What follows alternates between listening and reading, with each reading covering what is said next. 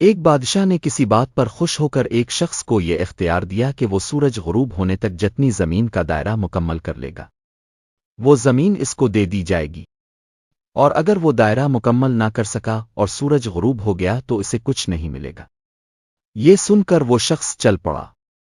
چلتے چلتے ظہر ہو گئی تو اسے خیال آیا کہ اب واپسی کا چکر شروع کر دینا چاہیے، مگر پھر لالچ نے غلبہ پا لیا اور سوچا کہ تھوڑا سا اور آگے سے چکر کاٹ لوں، مزید زمین میری ملکیت ہو جائے گی۔ پھر واپسی کا خیال آیا تو سامنے کے خوبصورت پہاڑ کو دیکھ کر اس نے سوچا اس کو بھی اپنی جاگیر میں شامل کر لینا چاہیے۔ ٹائم بھی بہت زیادہ ہو چکا تھا، واپس بھی جانا تھا۔ واپسی کا سفر کافی دیر سے شروع کیا۔ اب واپسی میں یوں لگتا تھا جیسے سورج نے اس کے ساتھ دوڑ شروع کر دی ہے۔ وہ جتنا تیز چل رہا تھا سورج بھی اتنا جلدی ڈھل رہا ہے۔ عصر کے بعد تو سورج ڈھلنے کی بجائے لگتا تھا پگھلنا شروع ہو گیا ہے۔ وہ شخص دوڑنا شروع ہو گیا۔ اب وہ اپنی لالچ کو کوس رہا تھا کہ مجھے مزید آگے نہیں جانا چاہیے تھا، مگر بہت دیر ہو چکی تھی۔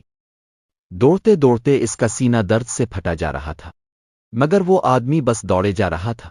آخر سورج غروب ہوا تو وہ شخص اس طرح گرا کہ اس کا سر جہاں سے اس نے دوڑنا شروع کیا تھا سر واہی جا لگا، اور پاؤں واپسی کے دائرے کو مکمل کر رہے تھے۔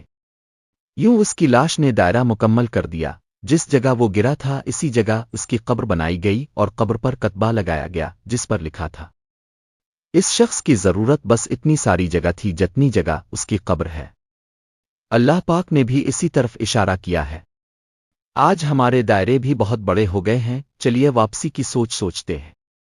اللہ پاک ہمیں موت سے پہلے موت کی تیاری کی توفیق نصیب فرمائے اور خاتمہ بالخیر فرمائے۔ آمین۔